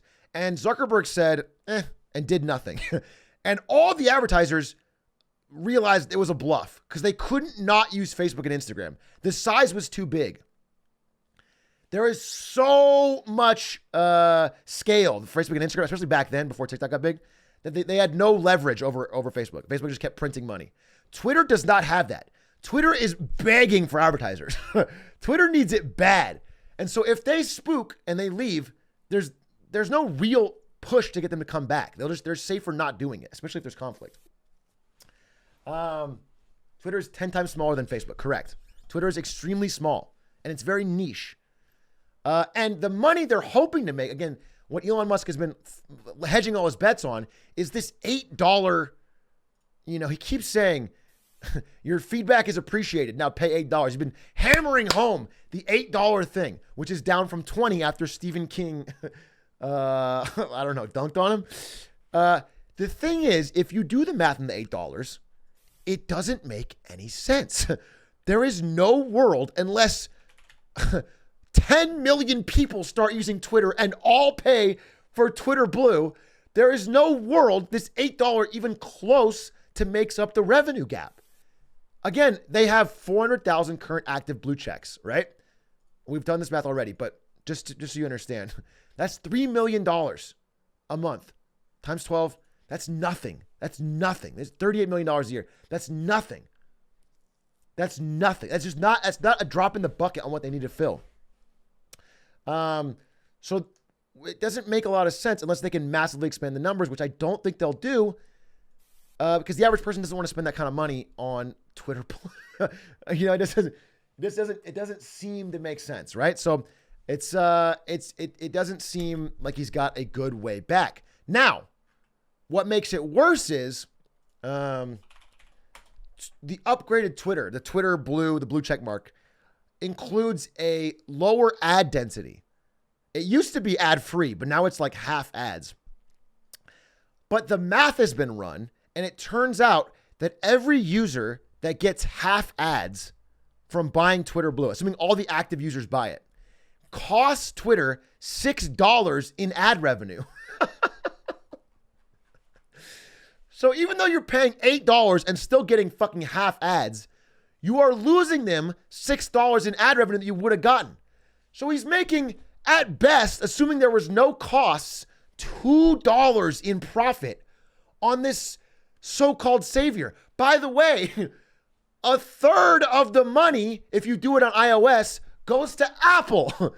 So there's a real chance that an iOS person that even pays for Twitter Blue is losing Twitter money. If it was fully ad-free, it would be guaranteed losing them money. This whole thing has been a disaster, an absolute clusterfuck. I'm not even going to get into the tweets because we might do best tweets later this week. There have been dozens of tweets pointing out what a clusterfuck this is and making fun of Elon Musk justifiably, because this has been a very stupid business decision. There's just no world where this comes out looking good for him. And by the way, I would have said this if he was like very emotionally stable with a thick skin. Like, this would be a shit job for him anyway. But because he's so personally invested in looking cool and being liked, it must be absolutely torture. He oscillates between trying to dunk on people, begging advertisers to come back, and then posting like the most cringy Reddit joke of all time. Like, in the span of one day, he said basically like, fuck you, pay me $8. Hey, advertisers, nothing has changed. Everything is cool. Twitter's great. And this was mag before it was cool. He's oscillating between a dozen different things. So again, I don't want to go deep on it because Elon Musk is not the only story today, but it's overall a major win if you like dunking on billionaires for the past week. And a major win for me who likes to watch this story because, again, we are only witnessing the first innings of this. If he doesn't turn this around quickly, because of how much Tesla stock, which by the way is down and continues to slide ever since he announced his acquisition, Tesla stock has continued to slide. He put so much Tesla stock as collateral for the loans to buy this company, buy Twitter. He will have to begin selling Tesla stock if it continues to slide. If this continues to go down, he's going to have to sell some to cover the margin call, which is going to cause a downward pressure to make it slide more. And it could end up, again, this is an outside chance, assuming this stabilizes, he's probably fine, but it could end up causing him to lose control of Tesla because he doesn't have the same shares that Zuckerberg has. If he loses the amount he has, he could lose voting control of Tesla. So it's really an insane world where this has been the dumbest thing he's probably ever done is buy Twitter. And it is causing so many knock-on negative effects in his life. But that's only our first win and fail. We have a lot more news to discuss, and it's not all about Elon. In fact, I want to give a fail to this whole situation because all of this dunking on Elon Musk has put the fail on us. We've focused all our attention on dunking on one billionaire that we've let other billionaires escape. All of this has distracted us from the fact that Jeff Bezos has been extremely dunkable this week because he seems to have a thing for forcing employees to pee weirdly. Jeff Bezos is being sued because his housekeepers got UTIs due to lack of bathroom access. Now, about a year ago, there was a lawsuit about Amazon workers in warehouses having to pee in bottles. Now his own personal housekeepers have to climb out of the laundry room window to the outside in order to pee. It started to become a pattern. Jeff Bezos does not want his employees to pee. And nobody even dunked him on this because we've been so focused on Elon. He got away scot-free. He forced people to climb out a window to pee in what is the most expensive mansion in LA, $100 million Warner mansion that he bought. And no one dunked on him because of Elon. So I really had to give that a fail. But, ladies and gentlemen, I do have a win to counterbalance all that. I know this is all crazy. It's all insane. We're seeing so much billionaire stuff. Let's focus on a real win. The real win is that the government has finally worked for us, the people. Okay? Finally. Because, there's been gridlock, there's been stagnation, and the regular human beings have been like, please, just answer what we want. Government, please help us out. Finally, the government works for us, the people. And when I say the people, I do mean the people in the drive-through line at Starbucks. So I'm here at Starbucks in Trumbull, Connecticut. It's not just any old Starbucks. This one has been in the news quite a bit because of how bad the drive-through line is. During busy periods, and even right now, the line only holds about 15 cars, and so it spills out onto this major road here. And so the town decided to take action. Did they recommend reconfiguring the drive-through to make it more efficient? Did they even suggest closing the drive-through altogether and just having people park in this massive parking lot and walk inside? No. They voted on and approved a resolution to simply order the Starbucks workers to work faster. I wish I could make this up. This is your brain on car culture. All these people would rather idle in their vehicles and wait in line instead of just parking and going inside. It's the illusion of convenience. There's probably like 2 people in line inside right now. Yes! A victory! Finally, some change in government. Finally, our prayers are answered. Thank God. Yes! Now the workers have to work faster so that I can idle in my car and get my mocha frappuccino. Big win. Big win.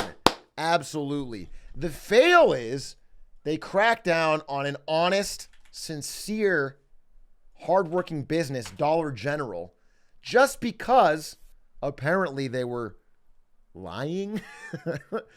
Apparently Dollar General was just saying things cost $1, and then when you got to the register, they just weren't. Yeah, apparently the overcharge error rates at Dollar General range from 16.7% to 88.2%. For example, this guy was charged $2 at the register for a bottle of shampoo that was listed for $1 on the shelf. People were just taking things to register and getting charged more. And the government apparently said this is bad, and they cracked down on it. I thought it's kind of fun. It's like a mystery surprise. I hate when you go to a store and everything's just cost what it's listed as. It's like boring. So finally, I like loot box prices personally. So they are cracking down on that, which is actually low key. Probably too late, but it is a dub that they're actually stopping that because that's incredibly predatory. Here's a fail. Do you guys remember last week on Marketing Monday Wins and Fails? We talked about how Uber was having a bit of an advertising fail because they were using the push notifications on their app to push other companies' advertising. Basically, you'd have Uber on your phone and it would tell you about a new Peloton deal or something, right? So we finally have a realization as to why. Let's see. As to why that is. Here it is. It's because they didn't want to push their own advertising, which was this. A real promoted tweet from Uber that they just put out and then deleted. Which is that Grandpa would have wanted you to treat yourself. Hashtag get your ride right. Hashtag Uber Black. You're going to the beach to spread Grandpa's ashes. Basically telling you that you should get a fancier car in case you're driving around with your dead.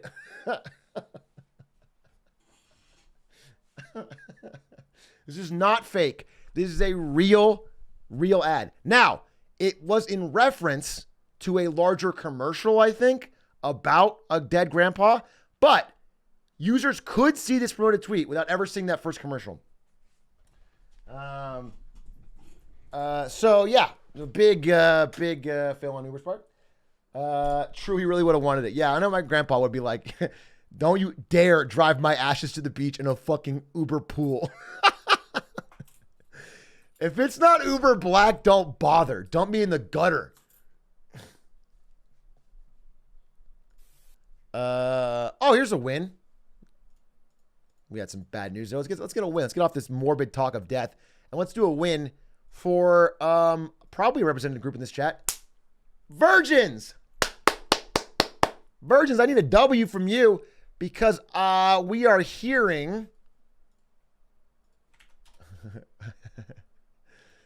that 22% of millennials, from CNBC is reporting, that 22% of millennials and 19% of Gen Z are going into debt from what they spend on dating. Big Virgin W. Saving cash. Don't have to spend on a night out. Don't have to spend on clothes, roses, rideshare. All that stuff saved. Easy money, dude. Easy money. Skip the date. Skip the night out. All you have to do is worry about Genshin Impact polls, which could be more expensive, but more worth it. By the way, if you are looking for something to do, you know, assuming you're not dating and you want a cheaper hobby, if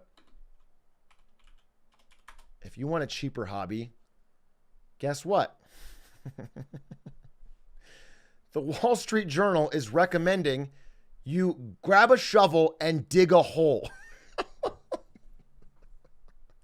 This is real. This is Wall Street Journal's reporting.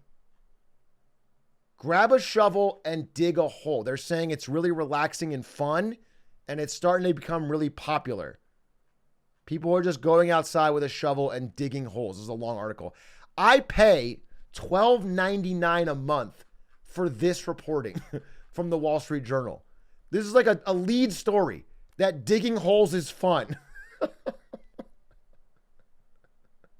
So, if you're like me, here's a real win.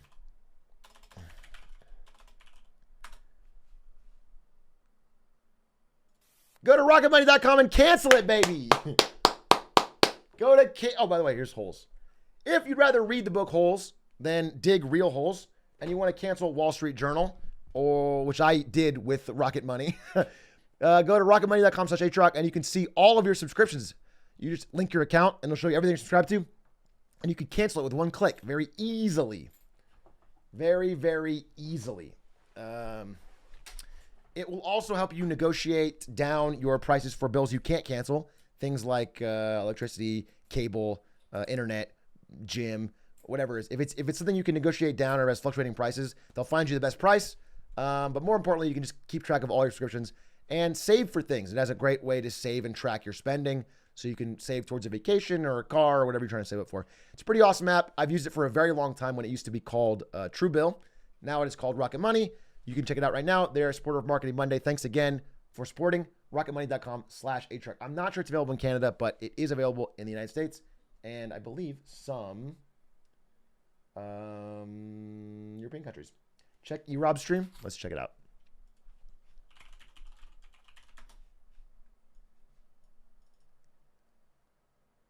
Oh, it's 2-on-1. E-Rob 2-on-1. He's not live. E-Rob 2-2-1. Yikes. E-Rob 2-2-1 is live. Guys, Digging a hole. I'll do a little bit. But my thumb hurts. I'm giving up. You can tell who's here to dig and who's just here to fuck around. Digging 6 feet hole. I've just been wanting, Why 6 feet? Are they burying somebody? Oh. You move this thing? Yeah, I think you need to move that. You definitely need to move That's that. crazy. From whence it came. Wow. Until you are. Are they having fun? Because then Wall Street Journal was right, and I'll uncancel my. I'm tired of digging holes, Grandpa. Well, that's too damn bad. It's my favorite scene in Holes. Funnest shit ever. All right, Wall Street Journal redeemed. They were ahead of the trend. Digging holes is great. Amazing. Okay, but we still have more wins and fails. And in fact, after the ad read, I am now instituting a new policy. After the ad read, I'm going to do rapid fire gaming wins and fails because I like covering the gaming business specifically.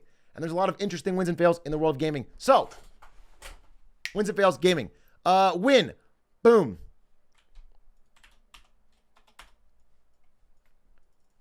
Actual win. Modern Warfare 2 sells $1 billion worth of games in 10 days. Fastest selling Call of Duty ever. And it is the biggest entertainment launch of 2022. Insane amount of money. And again, this is part of the larger trend that gaming is eating the world, crushing Hollywood, crushing music. The biggest games are absolutely doing bigger business than anything else. So if you like the game, they'll definitely make. If you're a fan of Call of Duty, this is another sign they're going to make 10 more of these. And in fact, in about fucking 5 to 10 years, they're going to re-release this exact game. Call of Duty Modern Warfare 2 again will come out in about 5 to 10 years. So you can you can lock me on that. That's a guarantee. Modern Warfare 2 too. Yeah, exactly. 3 really. Because they've already done it. Okay, another big win. So you guys know how we've all made the joke that GTA 6 will never come out because GTA 5 makes too much money, right? Well, possibly that is beginning to end because in the last quarter, GTA 5 only sold 1 million units, which sounds like it's a lot, but it's actually the lowest it's ever been. Dead game. It is insane how long GTA 5 has been out. And their down quarter is only 1 million units, which is enough to make any other game, like any indie game would kill for that.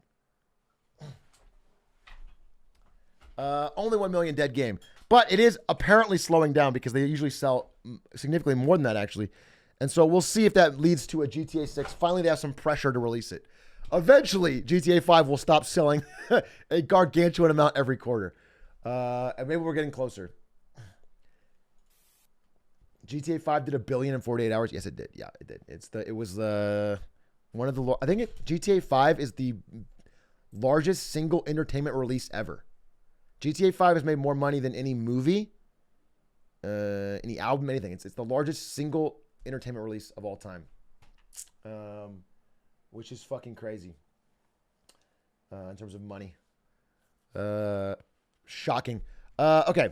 And then also for gaming wins and fails, those are 2 wins. Let me give you a fail. And the fail on the next one is for God. Okay? Because God made the night sky too boring. So the developers of Candy Crush and the marketers on Candy Crush team came together to change that. Marketers have defeated God by making the night sky much more interesting by putting a gigantic Play Candy Crush button in it. And then including the game and having that. This is awesome. By using a fleet of coordinated drones, we can now have gigantic ads for mobile games when we look up at the sky at night. Instead of snoring, falling asleep at these fucking basic-ass night skies that have been the same forever, we can actually see some sick-ass Candy Crush, Raid Shadow Legends ads in the sky. This is dope. What a dub. What a dub. I will commit crimes to end this. You're going to shoot rocket launchers at the drones. Big dubs for the marketers out there. Speaking of marketers who really have crushed their job, let's give a dub to the concept of drinking bleach,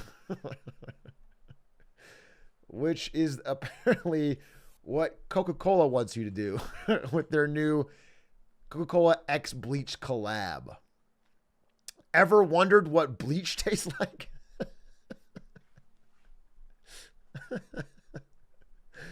Actually kind of a cool collab, but yeah, the word choice a little bit off for the Coca-Cola Bleach limited edition. Speaking of jobs, I want to talk about a little bit of it. This is not a winner or fail, but a tired and a wired, dude. So you guys know how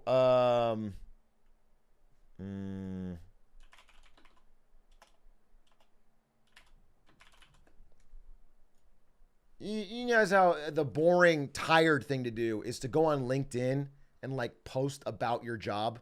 Oh, I did this and this, and then like update your resume and try to get a job. You guys know that, right?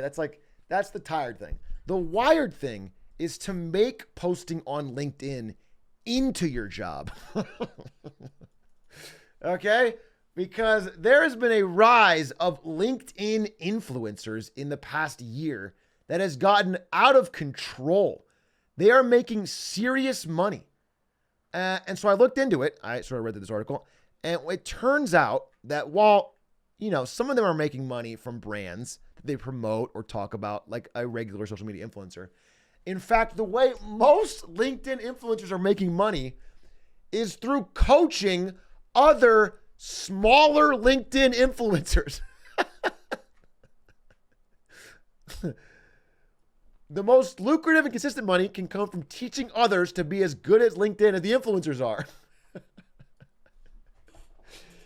LinkedIn has turned into an influencer pyramid scheme where you teach other people how to post good on LinkedIn. By the way, this is an example of a post that he taught someone how to make. That's a long one. Is there a shorter one? People vastly underestimate the value of their knowledge. Publish yours and let the market pleasantly surprise you. And this guy is a LinkedIn influencer coach. He teaches people how to post like this. So if you guys are looking for a real great career, go buy this guy's course and you can learn too how to make amazing LinkedIn posts and make some real money. He's a diversified solopreneur. Makes me want to smash a keyboard into my forehead. Diversified solopreneur. That is really awful. That is the most LinkedIn thing I've ever heard. That's a buzzword. Yeah, he's a LinkedIn top G.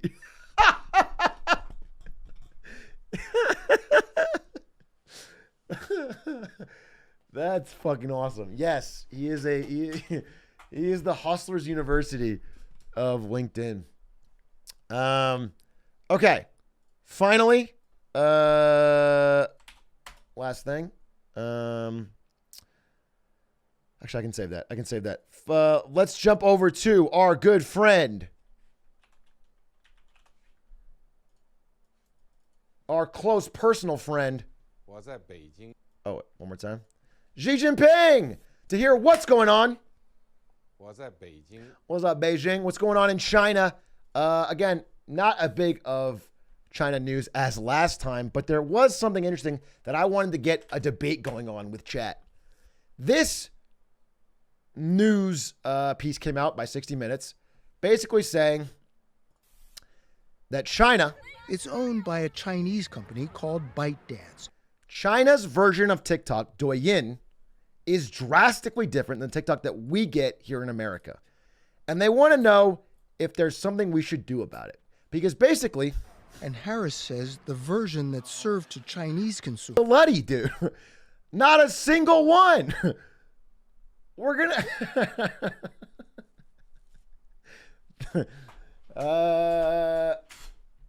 So it's a very interesting debate. I think one of the fundamentals of the way our society is structured is that we should allow people to make their own mistake on this. But I'm also aware of like the algorithmically addictive nature of tech that human beings are always slow to adapt to fight against, especially children. So it's an interesting situation. And I do think, separate from all this, that eventually something's going to come to a head with TikTok regulation just because it is based in China. All the data goes to China. And as U.S. and China tensions heat up, something's got to give. Revenge for the opium war. It is literally a reverse opium war, but with memes.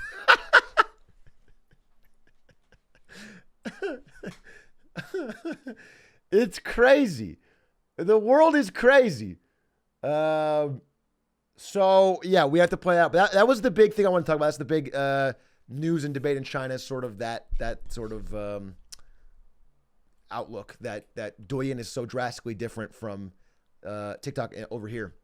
In actual news, just on a minor level, China is actually announcing they want to exit COVID-0, but they have not announced any timeline, and they're going very slowly. But they did say they're going to begin trying to relax COVID-0, which is a marked departure from what they've been saying, because COVID-0 has been terrible for their economy.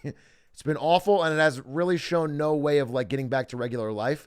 So they're going to try something to get about it. We don't see how it's going to go, but it's a big change. It's a big shift in what they're doing, which could be a good or a bad thing. Remains to be seen.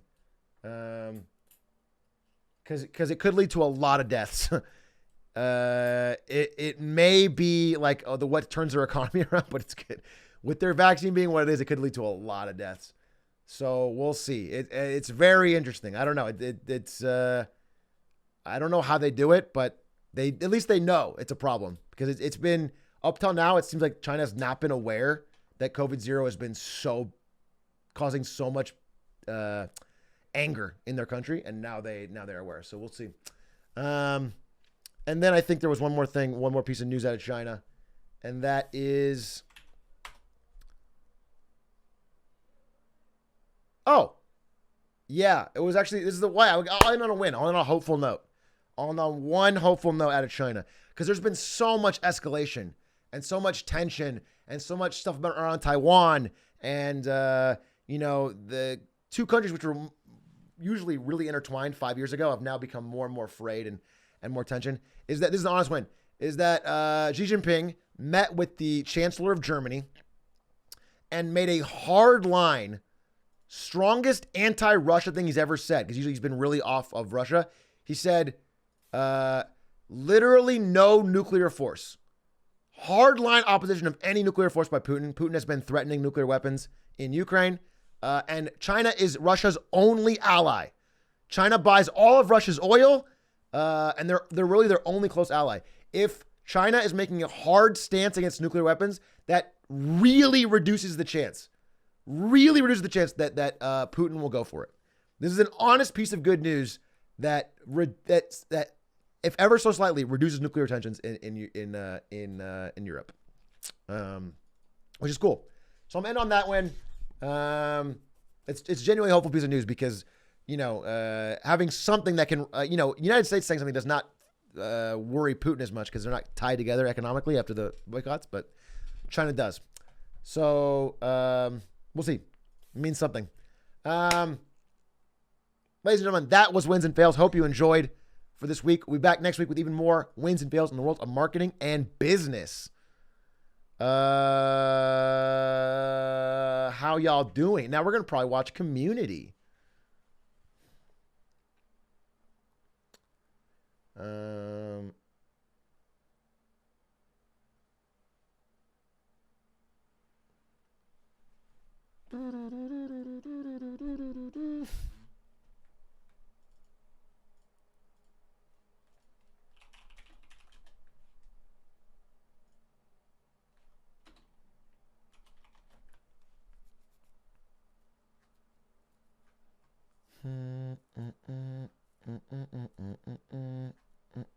Let's find it.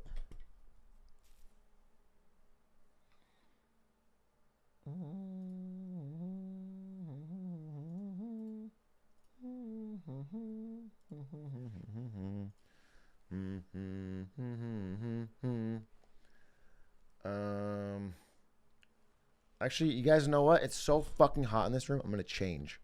I'm gonna put on a tank top or something to watch community. So give me 1 second. Let's put on snacky snack time. Yummy, yummy, yum, yum, yummy, I'll be right back. Yummy, yummy, yum. Get some snacks. Yummy, yummy, yum, yum, yum, yum, yum, yum. And we'll watch community. Yum, yum, yum, yum. Snacky snack time. Yummy, yum.